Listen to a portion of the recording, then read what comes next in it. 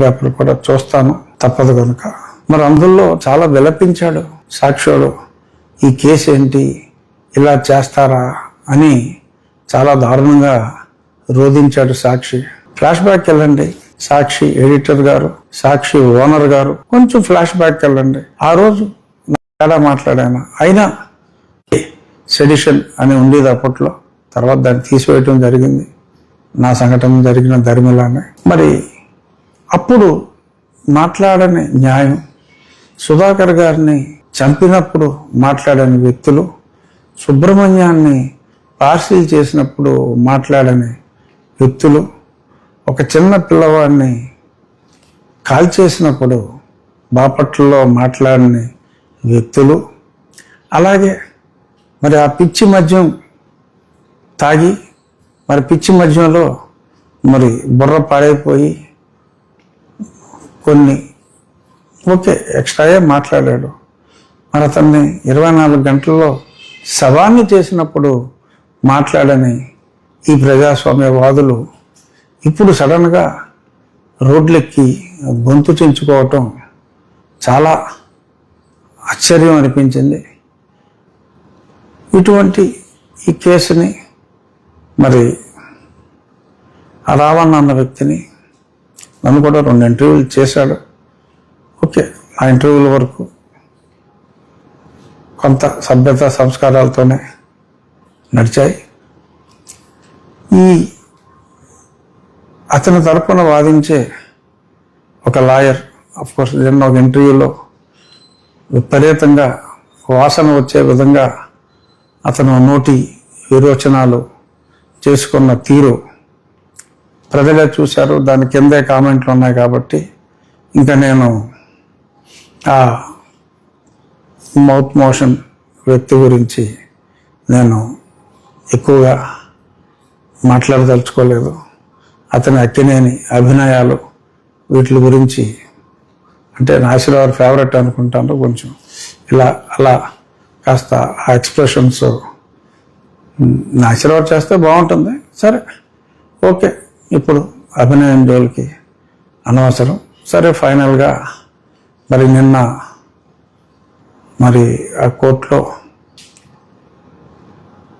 అంతిమంగా పవన్ కళ్యాణ్ గారి మీద విపరీతంగా నోరు పారేసుకున్న జోసెఫ్ ఎలియాస్ రావణ్, ఎవరైనా సరే మీకు నచ్చిన మతం గురించి మీరు మాట్లాడుకోండి, పక్క మతం గురించి దయచేసి కించపరచకండి.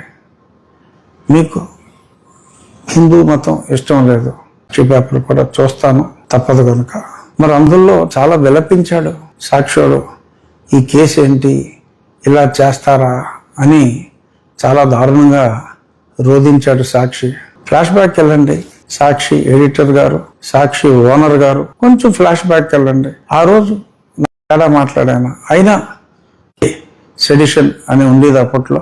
తర్వాత దాన్ని తీసివేయటం జరిగింది, నా సంఘటన జరిగిన ధర్మిలానే. మరి అప్పుడు మాట్లాడని న్యాయం, సుధాకర్ గారిని చంపినప్పుడు మాట్లాడని వ్యక్తులు, సుబ్రహ్మణ్యాన్ని పార్సిల్ చేసినప్పుడు మాట్లాడని వ్యక్తులు, ఒక చిన్న పిల్లవాడిని కాల్చేసినప్పుడు బాపట్లలో మాట్లాడని వ్యక్తులు, అలాగే మరి ఆ పిచ్చి మద్యం తాగి మరి పిచ్చి మద్యంలో మరి బుర్ర పాడైపోయి కొన్ని ఎక్స్ట్రాయే మాట్లాడాడు.